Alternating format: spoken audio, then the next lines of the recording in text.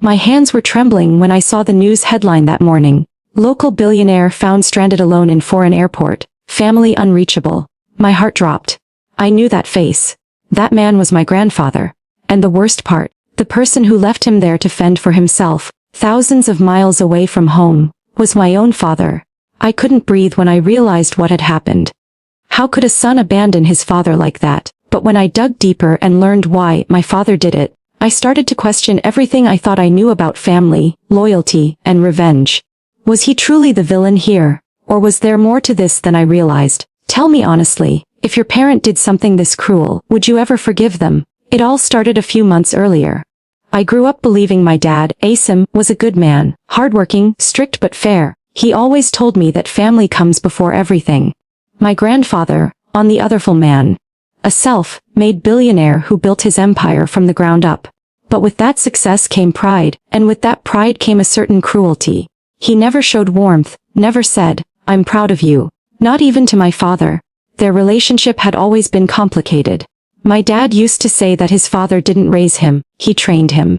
Every achievement was just expected. Every mistake was a disgrace. Still, my dad respected him, maybe out of fear more than love. My grandfather's name was Said Malik. A man everyone admired publicly but dreaded privately. He controlled everything: the business, the family, even our emotions. When my grandmother passed away, he didn't shed a tear. My dad told me he stood there like a statue at the funeral while everyone else broke down. "Crying doesn't solve anything," he said coldly. That was who he was. But as he got older, his health began to decline. Suddenly, the powerful Mr. Malik wasn't as invincible anymore. He started depending on my dad for company and care. For the first time, my father had the upper hand. And maybe that's where everything began to unravel. About 6 months before everything went down, my grandfather decided he wanted to travel abroad for business and pleasure. He said he wanted to visit one of his old business partners in London. My father offered to go with him, but it didn't feel like an offer. It was an order from my grandfather. "You'll come with me," he said. "You need to learn how real deals are made." My dad sighed but agreed. He wanted to make peace with the old man, or at least try. He told me, "Maybe this trip will finally bring us closer." They left for London together. I remember standing at the airport waving goodbye. My father looked tired but hopeful. My grandfather barely acknowledged me. That was the last time I saw him as the powerful man he used to be. The first few days everything seemed fine. My dad called me from the hotel, saying the meetings were going smoothly. But as the week went on, his tone changed. He started sounding agitated, almost angry. "He's impossible to deal with," he said one night. "He still treats me like a servant." My grandfather refused to let my dad have any input, insulted him in front of clients, and even accused him of being too weak to carry the family name. Then came the final straw. One evening my dad called me from the airport. His voice was shaking. "He did it again," he said. "He embarrassed me in front of everyone at dinner. Called me a failure in front of his friends. Told me I'll never be good enough to take over the company. I can't take it anymore." I tried to calm him down, but he hung up. That was the last time I heard from him for 2 days. Then, the story broke. Pakistani billed alone in London airport after son leaves him behind. My phone exploded with messages. The media was calling it elder neglect. Social media was crucifying my father, and even our relatives were disowning him. I didn't know what to believe. My mom was crying nonstop. "He's ruined us," she screamed. "Your father's gone mad." When my dad finally came home, everything felt cold. He walked into the house silently, dropped his suitcase, and sat down. He looked like he hadn't slept in days.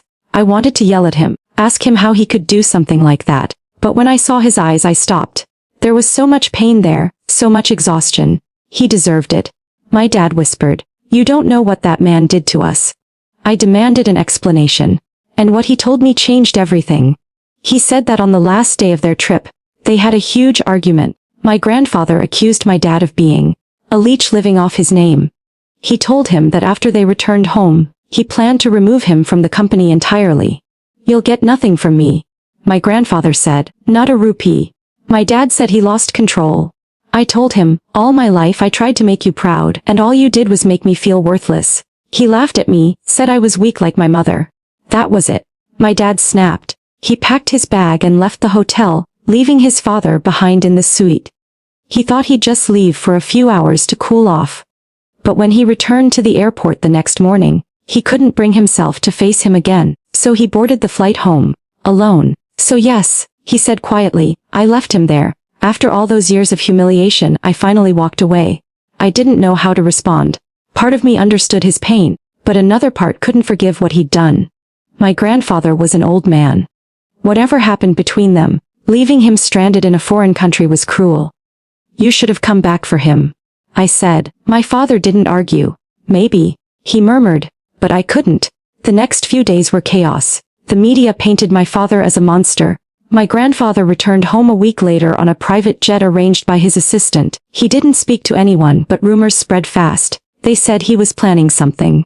My dad was fired from the company immediately. Every door closed on him. Friends stopped taking his calls, business partners pulled out, and even our relatives avoided us. My mom begged him to apologize, but he refused. I'll never bow to him again, he said. He's not a god. But I could see the regret eating away at him. At night, I'd hear him crying in his study, something I'd never seen before. Then, 2 weeks later, something unexpected happened. My grandfather's lawyer came to our house. I thought it was about legal action, but instead, he handed my father a sealed letter. It was from my grandfather. My dad hesitated before opening it. Inside was a short note in his father's handwriting. It read, for the first time in your life, you stood up to me. I hated it, but I also respected it. You've finally become your own man. Everything I built is now yours. Attached was a legal document transferring majority ownership of the company to my father. I swear my dad turned pale. He read it again and again, unable to believe it. My grandfather had tested him, maybe cruelly, but intentionally. By abandoning him, my father had unknowingly passed the one test he'd never thought he could. The letter ended with, I'll be gone soon. Don't waste your life trying to earn my love. Build your own legacy. So that was the situation. My father's worst mistake had somehow become the turning point in his life. But before I tell you what happened next, I want you to pause for a moment and think. If you were in my father's place, would you have done the same? Would you walk away from a parent who's treated you like nothing your whole life, even if it meant abandoning them in their moment of weakness? Comment below and tell me what you would have done. Now, here's what happened next. A few months after that letter, my grandfather passed away quietly in his sleep. The funeral was small and private, and my father didn't shed a tear. But this time it wasn't out of pride. It was because he had already made peace with his demons. He stood by the grave silently, placed his hand on the tombstone, and whispered something I'll never forget. I forgive you, but I'll never forget what you made me become. Afterward, things slowly started to change. My father rebuilt his relationship with my mother, started managing the company in his own way, and focused on treating people with respect, something his father never did. But the shadow of that day in London never really went away. Every time the topic came up, his eyes would cloud over. I didn't mean to leave him there forever, he told me once. I just needed to walk away, and somehow, it became the thing that defined me. The years later, when I took over parts of the company myself, I finally understood what both men had gone through. Power changes people. Ego changes people. Grandfather had spent his life controlling others, and in the end, he lost the one person who truly wanted his approval. My father had spent his life trying to earn love through obedience, and only when he rebelled did he gain freedom. It was tragic, but maybe necessary. Still, sometimes I wonder, was it worth it? Was the pain, the humiliation, and the years of resentment worth that final moment of defiance? My dad says yes. I'm not so sure, because no matter how much he gained afterward, I can still see the guilt in his eyes. Some scars never heal. If you've ever been stuck between loyalty and self-respect, you probably understand how complicated it can be. Family can break you in ways strangers never could. Maybe walking away was the only way my dad could survive, or maybe it was his biggest mistake. Either way, that moment changed our lives forever.